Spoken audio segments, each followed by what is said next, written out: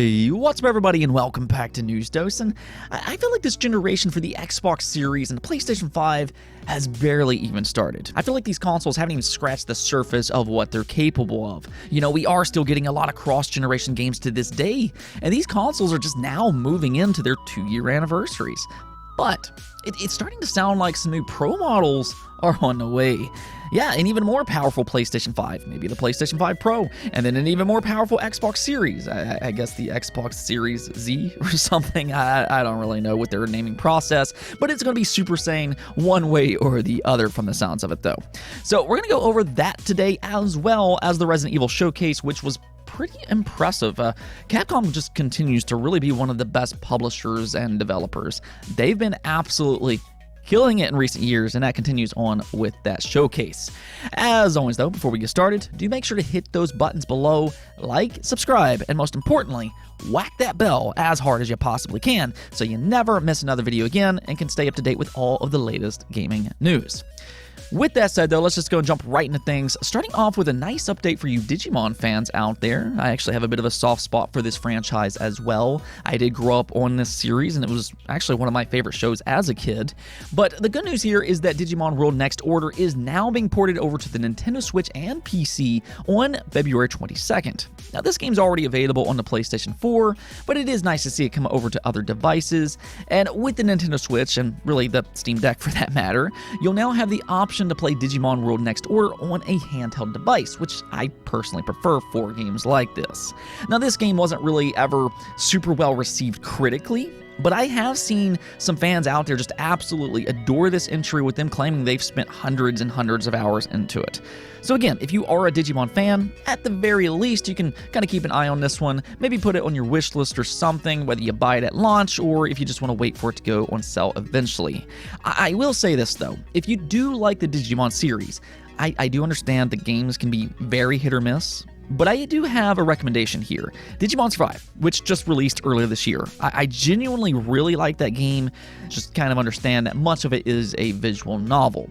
Overall though, yeah, you know what, it seems like it's a pretty good time to be a Digimon fan. Now, speaking of Nintendo a moment ago, we do have a quick update for Nintendo Switch Online Plus expansion pack as they revealed their November lineup of games. This includes Mario Party 1 and Mario Party 2 for the Nintendo 64, and these are absolutely excellent games. I know Mario Party has been very successful this generation on the Nintendo Switch, but really I'd say that Mario Party on the Nintendo 64 and then on the GameCube are among the best entries in the series. Though I will say that Mario Party Superstars, the most recent release, it's a good return to form. However, these games are just a blast to play with family and friends. I mean, sure, they might ruin a few relationships because somebody cries when you steal their star, but you know what? You're going to remember their tears for the rest of your life. Seriously though, Mario Party 1 and 2 will be available for subscribers starting November 2nd, and this does include online connectivity, which will make these already good games even better than what they already were. Next up, I know there's been a lot of questions when it comes to PlayStation's first-party lineup after God of War Ragnarok. We don't really know too much in terms of their release dates and different things like that. Sony's been keeping things relatively close to the vest. But we do know that Spider-Man 2 is in development. It's supposedly coming in 2023. But because there's not really been any real updates for it since that initial teaser trailer, it has caused a little bit of concern that maybe it's possibly been delayed into 2024. Well, the official Insomniac Games Twitter account responded to some of this concern by saying this: "Don't worry, we're making good progress and it's still slated for 2023. Showing games takes time, effort, resources, and coordination." So there you have it. Spider-Man 2 still looks to release sometime in 2023, and what I'd expect to happen here is pretty much how they handled God of War Ragnarok. I mean, we just went through a very similar situation this year where a lot of fans speculated that game was delayed because they weren't really giving us an exact release date or more gameplay. But then in, I believe it was July, just 4 months ahead of its official release, they finally announced its release date, and we've now gotten some more gameplay trailers and all of that stuff since since then. So I wouldn't really be too concerned with a lack of updates right now. We'll certainly have a much bigger push in marketing for this game next year. It's really just a matter of when rather than if by this point, but it is great to hear them reconfirm a 2023 release, and that just makes next year that much more exciting. The PlayStation 5, though, it does actually have a pretty strong lineup of exclusive games in 2023. Right now, they have Final Fantasy 16, they have Final Fantasy 7 Rebirth, Forspoken, maybe Silent Hill 2 if that releases next year, and now also Spider-Man 2. Now, yes, several of those are third-party timed exclusives, but still, that is a very strong lineup next year. Alright, so let's just go moving over to the Resident Evil showcase as Capcom. They had quite a bit to show here, so we'll just go over this one by one, starting off with Resident Evil Village Gold, which includes 2 significant updates. It does include the Winter's expansion, and then also the option to play Village in third-person view. Now, in terms of the Winter's expansion, I'm always a little hesitant when talking about this too much, just because there's some very, very serious spoilers that are involved if you haven't already played Village, which, by the way, I do highly recommend you do, and that's why I'm also going to edit the video and try to remove those spoilers as well. But essentially, you play as a new character, and she has some paranormal-like abilities that will diversify the gameplay from Village. It actually looks really good, and I do want to play this one myself. Now, as for that third-person view, that will be included in both Village as well as this new expansion, which will give fans plenty of reason to jump back into Village once more. Again, this is a great game, but I know for myself, while I do think Resident Evil feels good in first person, I did like both Resident Evil 7 and Village. 7's actually one of my favorites in the entire series, but for me, I do prefer third person. So I think this is an amazing inclusion, and I hope Capcom continues in this direction where they just let fans choose what perspective they want to play for all future Resident Evil games. Again, they really do feel good in both perspectives. Though one amusing part about third person within Village is that apparently they're still hiding Ethan's face. So if you do position the camera on his face and try to get a glimpse, I guess he'll just turn away, which is amusing. But yeah, Resident Evil Village Gold is sounding pretty good, and all of this will be out on October 28th, just 1 week away. Also, Reverse is planned to release on October 28th as well. This is that multiplayer Resident Evil game where players will control various characters within the universe and just go up against each other in different recognizable locations. It looks like it could maybe be decent fun, and they're saying it's free if you own Resident Evil Village. I guess free really isn't the right word for it here, but that's how they're marketing it. It's also going to be cross-play, and they even have a roadmap for it showing it is a live service game with post-release updates. Truthfully, I don't really like how they're releasing this game. I feel like that this game would be better suited as just a standalone free-to-play game, not attached to Resident Evil Village. But hey, if you are interested in a Reverse, it will officially be out on October 28th, though early access goes live on the 24th, again, if you already own Village. Now, they also revealed release dates for the Nintendo Switch cloud versions of Resident Evil Village, its expansion, 2 Remake, 3 Remake, and then also Resident Evil 7 Biohazard.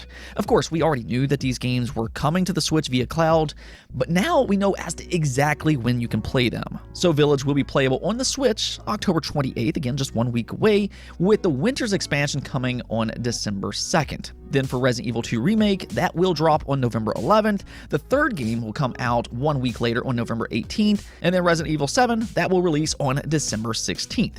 So, you Nintendo Switch owners out there, if you don't have other platforms, you will technically be able to play all of these games on your Switch as long as you're willing to play them via the cloud. Now, I am kind of curious as to how these cloud-based games perform sales-wise on the Switch, but I mean, we are starting to see this become a little bit more common, so I mean, hey, at the very least, it's another option. And one cool thing that they're doing here is that they are offering demos for each of these games, allowing you to test them out before you actually purchase them. Now, the big premiere news here, though, that everybody's just been waiting for, obviously, was for Resident Evil 4 Remake. This game is set to release on March 24th of next year, but now we finally got some legitimate gameplay, and wow, this game looks absolutely excellent. If it wasn't already clear with Resident Evil 2 and Resident Evil 3 Remake, Capcom? They know how to do remakes. I actually think that they're in a bit of a league of their own right now when it comes to these remakes. Now, I know Resident Evil 3 that got a little bit of criticism, but I mean, the game still looks absolutely amazing. And I think that they're going to learn from some of the criticism that that game got and really just step things up here with Resident Evil 4. And they're going to need to do that with this game. You know, this is one of the most beloved games ever made. A lot of people have a lot of nostalgia for this one. But that's the thing about this reveal here. It was a very, very impressive showing. The first thing that kind of stood out to me was that it does seem like the rumors were true. It does appear that they're leaning a little bit more into its survival horror roots, which I am all for personally. I prefer Resident Evil as a scary franchise. My favorite is actually Resident Evil 2 Remake, and then I really like Resident Evil 7 a lot. Those are my two favorites, and both of those were very horror-driven. And I did get the feeling from the gameplay that was shown for Resident Evil 4 Remake that they are trying to make this game feel more intense, rather than it just being a flat-out action game. Now, I know a lot of people love that more action direction, though. You know, that's how the original was. But that was one of the things that I thought was very impressive about this showcase, because it also seems like they keep that action. There's moments where there's a lot of enemies on screen and you can kind of do some different things with the environment. I thought it was pretty cool. He shot the fire above the cow. That was pretty cool. But it seems like what they're doing is a little subtle and nuanced rather than just completely changing everything. It appears to be a good blend of both survival horror and action. But ultimately, I think Resident Evil 4 Remake looks like a fresh take on a beloved classic. There will be changes, and I think we're already kind of seeing that here. But because of that, even if you've played the original, there's still going to be new things here that might surprise you or just give you a new overall experience in how it's played. Let me know what you all think about all this, though. How do you feel about this remake so far? How do you feel about the gameplay? Did you like what you saw or not? I know personally for myself, I loved it, but all in all, I thought that this was a great showcase from Capcom once again. They are just absolutely killing it here in recent years. Let's go and talk about Xbox and PlayStation, though, or to be more precise, let's talk about a mid-generation refresh for the Xbox Series and the PlayStation 5. And that's because a new claim is going around that developers already have access to these quote-unquote pro models. This is coming from the reputable Tez2, which is most well-known for Rockstar Games leaks. But check out what Tez2 had to say here. So this was posted up on the GTA forums and later reported on by Insider Gaming, where it says, in response to another GTA forum user, Tez2 had said most AAA studios should have received the dev kits or should receive them by the start of new year. Tez2 later doubled down on his claim, saying, for sure, when asked if he knew the details for sure or if it was a prediction. So yeah, we're already hearing about these pro models, which might be surprising to some. I'm sure a lot of you all are probably thinking this is way too early to talk about these pro models, because we're not even really 2 years into this generation. We're still just making that transition with cross-generation titles, and these consoles, they're still selling out. I mean, we're just now getting to that point of these consoles maybe being a little bit more readily available. So I'm sure not everybody will be thrilled to hear about a mid-generation refresh this early in the generation. With that said, though, there are a few things to kind of keep in mind here. The first of which is that these console manufacturers are always working on new hardware. As soon as they ship a new console, they're looking to work on the next edition. And I think that it's inevitable that we will eventually get some type of upgrade. The question really then becomes when. And even if developers are getting these pro dev kits in their hands already, that doesn't necessarily mean that its release is imminent. As Insider Gaming points out, it's not necessarily uncommon for developers to get dev kits in their hands years before public release. So we could still be multiple years out before a pro model release. This doesn't necessarily mean that it's just going to happen immediately. Now, if we actually take a look at last generation, though, and how it played out, the PlayStation 4 Pro launched in November of 2016, which was 3 years after the PlayStation 4. So technically, that timeline could mean a PlayStation 5 Pro for next year, but I think with how this generation has kind of played out, I am very skeptical of that actually happening. And then as for the Xbox One X, that launched in November of 2017. That was a year later, putting it 4 years out from the Xbox One. One thing that I have kind of seen online, though, are that some people are kind of wondering why a Pro model is even needed this time around, because these consoles are powerful currently. But technology does move fast, and these console manufacturers they're always going to try to find ways to get more people into their consoles. And maybe they could improve things like ray tracing, as an example. Currently, while ray tracing is a very pretty feature, it just impacts performance far too much. But they could maybe improve something like that. And another thing is that we did get 2 recent releases that didn't quite meet that 60 frames target that everybody's just kind of hoping for. Gotham Knights couldn't make it happen, though I do kind of wonder about that one. But then also A Plague Tale Requiem. That's around 40 frames per second. So technically they could make some improvements here and there with some pro models. But I think right now, me personally, I'm pretty satisfied with the current consoles. I feel like they're really just scratching the surface of what these things can do. We haven't even really seen Unreal Engine 5 yet. That could be a big improvement.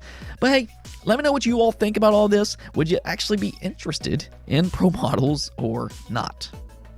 Let's go take a look at the poll of the day, though, where I asked you all, are you going to pick up Gotham Knights this weekend? And yeah, okay, so only 7% of you said yes, while 88% of you said no. That is not great for a big AAA game like this. This is coming from a popular IP, being the Batman series. It's also coming from a pretty recognizable studio. So yeah, you want to see more interest than this. And I think this kind of speaks to a few things that we have seen over the last week or so. The performance for this game did not meet expectations. It is running sub 30 frames per second in some situations. Also, in terms of reviews, it didn't exactly review well. It has, I believe, a 69 overall score on Metacritic. I haven't checked it today, but it does seem like both of those things combined has kind of affected people's excitement for this game. It's an unfortunate situation, but even earlier today, I was at GameStop because I was picking up Persona 5 Royal for the Nintendo Switch, and I asked the person working there, I said, hey, how is Gotham Knights performing today? Has a lot of people come and picked it up today? And he said no, only 3 people had picked it up so far. And I do live in a pretty busy area, so yeah, you want to see more from that. Again, this is not a good sign this early on. But yeah, let's go take a look at a comment here where Nando G said, I'll wait for the performance mode that will inevitably be dropped and experience the game how you're supposed to. And the reason I'm highlighting this comment is because there were several comments that echoed this sentiment. It is very clear that its performance is not being well received by fans, and I think that this is something developers might want to take note of going forward. Consumers are starting to lean more towards performance than just graphical fidelity and resolution. So I think this might need to be a priority for them going forward. Anyways, though, that's it for this episode. But if you liked the video, don't forget the bell notification and subscribe button for more content just like this. Also, if you'd like to support the channel through Patreon, thank you for making this content possible. Peace out.